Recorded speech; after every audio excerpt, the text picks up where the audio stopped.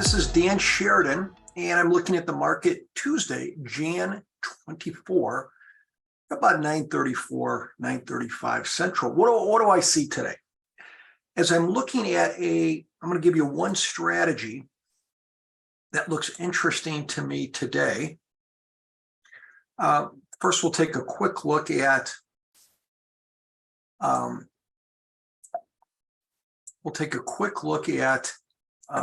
SPX. So what's going on in SPX?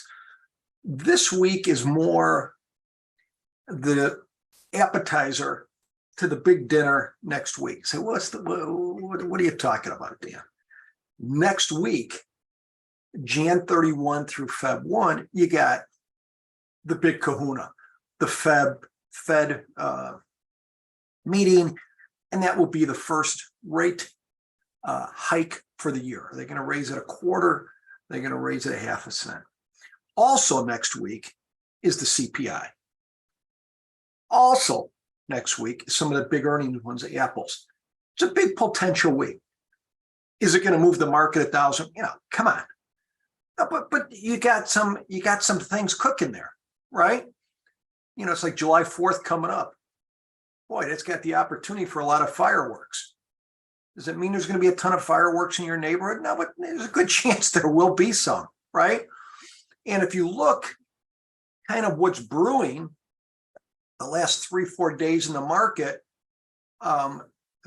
you've got quite a bit of ranges, quite a bit of big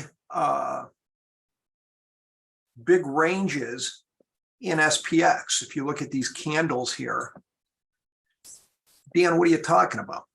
The difference between the high and the low, that's what causes these candles to get big. When SPX starts getting, when the range starts getting more than 1% of the underlying, which would be about 40 points, 50 points or more, that's a movement. It's especially tough on range-bound traders. And so when you see those big candles in SPX, those are in the vicinity of 60 to 90 points. You had one down, a couple up. What's the market saying? It's like a volcano bubbling up before it bursts. Right? Excuse me. And, the bulls are saying, hey, with the last two big candles, hey, it looks like we're coming to the tops here in December. When we started this, that's the bulls are saying, hey, we could be busting up to the upside. And the bears are saying, well, this is just another bear market rally. Who knows? But what I'm looking at is an interesting trade is, and I don't know if I'll call it usually it's in the family to me of pre-earnings trades, but this isn't based on an earnings, but it's the same principle. You say, Dan, what do you mean? A lot of times I like to do calendars in stocks before earnings.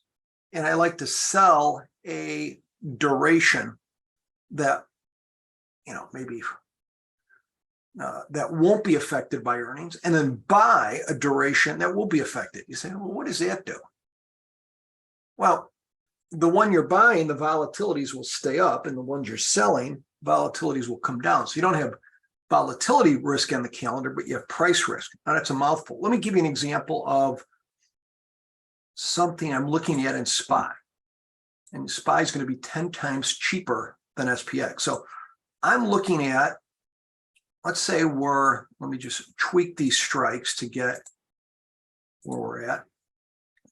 So I'm in SPY, and I'm buying with SPY at close to 399. I'm going at the money, buying one Feb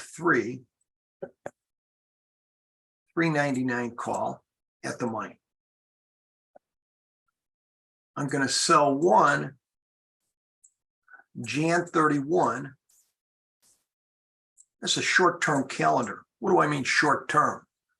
Jan 31 is in 7 days, so my shorts expire in 7 days. So it's a short-term calendar. So let me construct this for you and give you my 2 cents, as my Irish grandmother would say.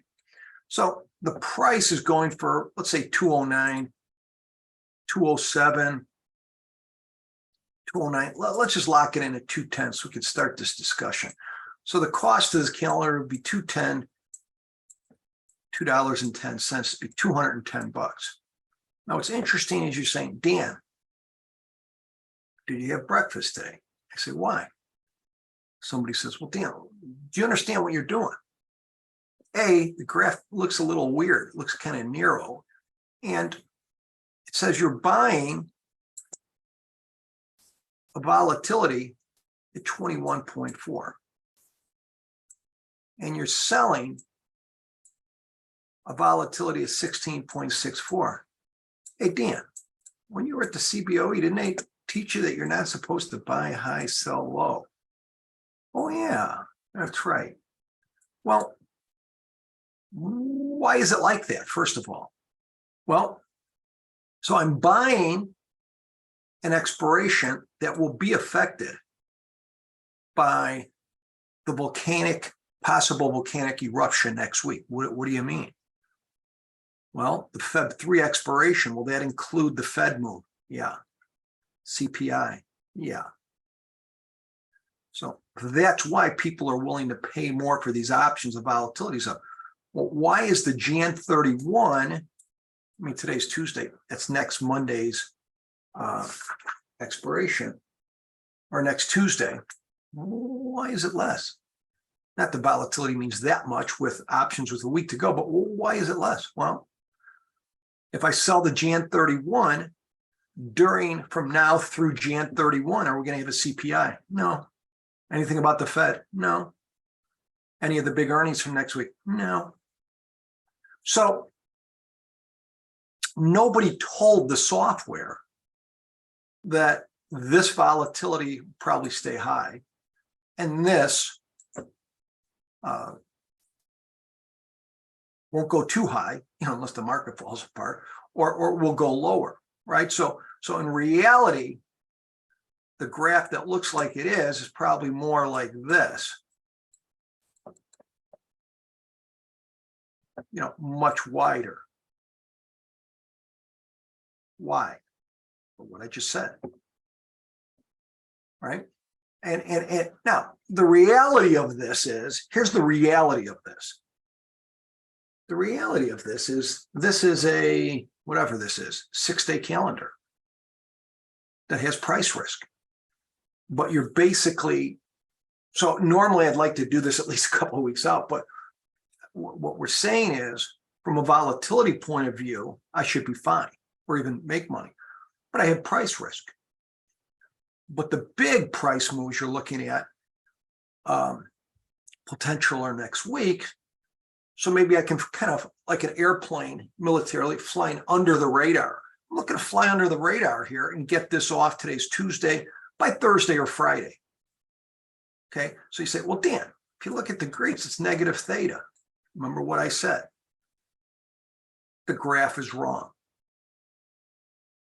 Dan, are you saying you're smarter than the graph? No, I'm not. It's just these graphs at any brokerage firm kind of fall apart when you're looking 3-4 days before expiration, or you're looking at buying high vol and selling low. They're not, no one programmed them said, hey, computer, the Febs are going to stay up because you got some big news next week. So anyways, so this calendar, I'm paying $210, and I'd be looking to make what's my risk management plan? I don't have time to get into adjustments right now, but I'm looking to make 20%. So if I'm paying $210, I'm looking to make $40, $45 per trade. And I would exit this trade. I don't want to go over the weekend with this to the expiration, which would be Jan 31 is next Tuesday. I prefer to be out of this by Friday.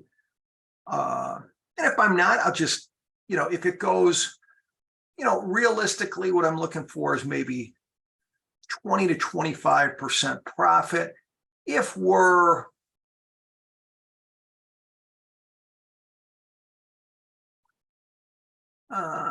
if we're 2 or 3 points outside these expiration break evens, if we get to maybe 395 in SPY, or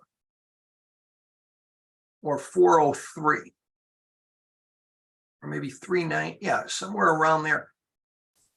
I don't think we'll be down much money. You could just take it off. You could reposition it at the money. But anyways, we'll get into this. Is starting to get into a long teaching now, but this is what I'm looking at today that looks interesting to me. Check us out, SheridanMentoring.com. Got a lot going on there. But this is my thought for today. Thanks.